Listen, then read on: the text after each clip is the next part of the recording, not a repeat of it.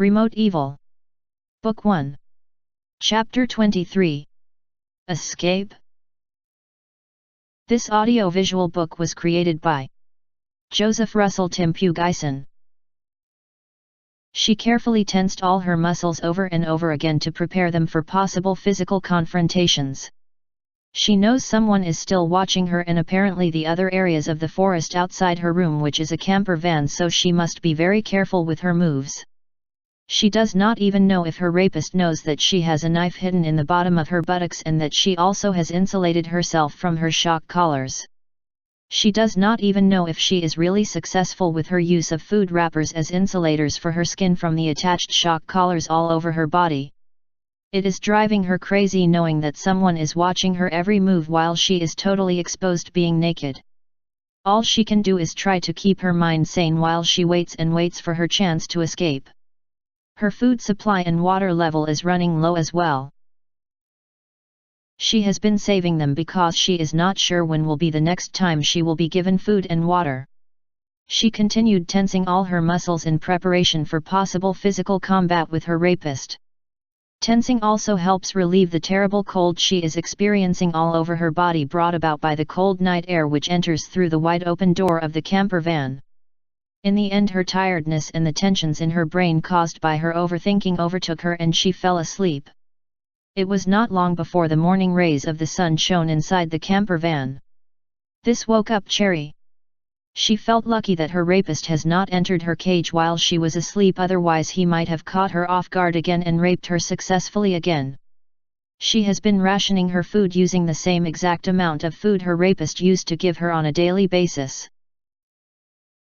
This is how she is able to determine how many days have passed when she was first given a large amount of food and water, which seems to have the intention of lasting a very long time because her rapist may be leaving her for a long time or maybe even forever. By her computation it has been at least 5 days. She had an idea. Maybe it is 5 working days. Could my rapist be away working somewhere or nearby? This thought crossed her mind instantly. Why has no one entered her cage to check on her or even to remove the body of John? Is my rapist working alone?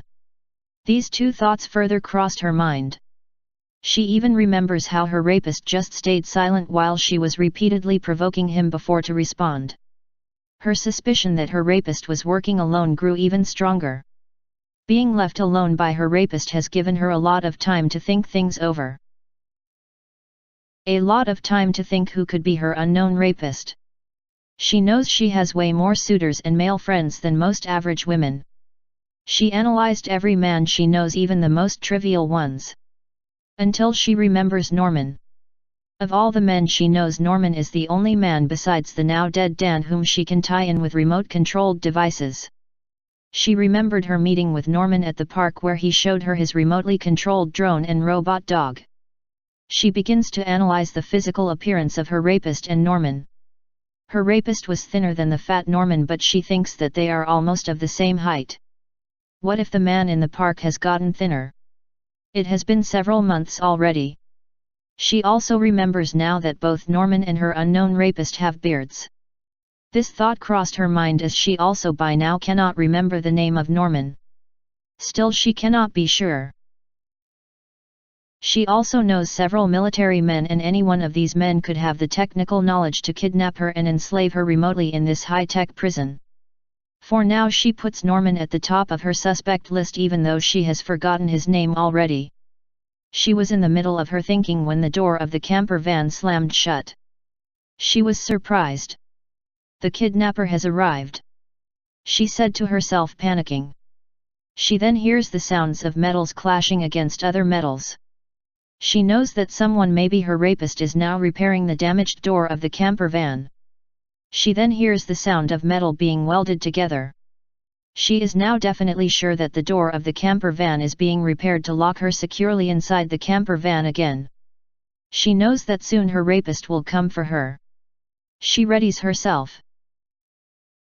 She makes sure that her knife, which is hidden in her buttocks, is well hidden from the view of her rapist or of the cameras in her room. She tenses her muscles, readying to physically confront her rapist. After a while all the noise outside the camper van stopped. It was again very silent. Then after about half an hour the door of the camper van opened again. She gets ready to attack anyone coming from the door. Then someone did get inside the camper van from the door. It was her rapist. She recognizes him. He was still again wearing the same gas mask on his lower face and night vision visor on his upper face the night she saw him rape her. He was just wearing different clothes now. But contrary before when he had a bag and a gun in his hand, today he has no bag and his gun is safely tucked in its shoulder holster. He just looked at Cherry, then after a while has passed he proceeded to remove the body of John which is inside the camper van by roughly pulling it outside of the camper van. Then he used detergent and water to wipe the dried up blood of John that was spilled all over the floor inside the camper van. Afterwards he looked up at Cherry once again, thoroughly staring at her naked body which she tried to cover with her hands and feet, and then he left her all alone inside the camper van again. She can still hear the door of the camper van being locked several times by her rapist. After a few hours fresh food and water again came down from the ceiling of her cage. By this time Cherry knows her horrible ordeal from her rapist is about to begin again. She tried to hide her panic and kept her composure. She eats the fresh food and water given to her. While she eats, her mind is thinking. Does her rapist know about the knife she is hiding in the bottom of her buttocks? Does he know that she has insulated her skin from all the shock collars attached to her body with food wrappers? She acts as normal as she can. She knows in her mind that after she finished eating only a little time will pass by before her rapist will again shut off the lights of the camper van, and then she will be in complete darkness. Then he will rape her again. She remembers her experience when she was not unconscious while her rapist was raping her. She remembered her position from him. She remembered his position from her. Then she remembered he put his gun on his shoulder holster while raping her before. Maybe I can reach for his gun while it is on his shoulder. But that would mean I am already being raped, so no. These confusing thoughts entered her mind. How can I stab him with my knife without him being able to guard against this? This question entered her mind. She secretly held the knife for reassurance while it is still secretly hidden in the bottom of her buttocks. Then she on purpose posed as seductively as she can, as if inviting anyone who can see her to sexually use her. She did this on purpose in the hopes that her rapist will be so distracted when he tries to rape her later that she will be able to surprise him and attack him successfully. She was right. Her horrible ordeal from her rapist is about to begin again because the lights have been turned off now. Her rapist is about to enter her cage once again and will try to rape her. She secretly plugs her nose with the food wrappers hidden in her buttocks. She begins to control her breathing again so she will not be made unconscious by the sleeping gas that would be pumped in her room by her rapist. She is determined not to get raped this time. She would rather die than be sexually violated again by her rapist. She can still smell the faint odor of the sleeping gas that is now being already pumped in her room. She further controls her breathing as if she does not want to breathe. After a while she feels dizzy, but she however is not unconscious. Then after a short time the door of the camper van opened. It was as she predicted, her rapist coming again to rape her. He opened the lights of her room. He is again wearing the same gas mask on his lower face and night vision visor on his upper face the same night she saw him rape her. He is also again carrying a bag which Cherry guessed by now contains the chargers for all the shock collars attached in her body.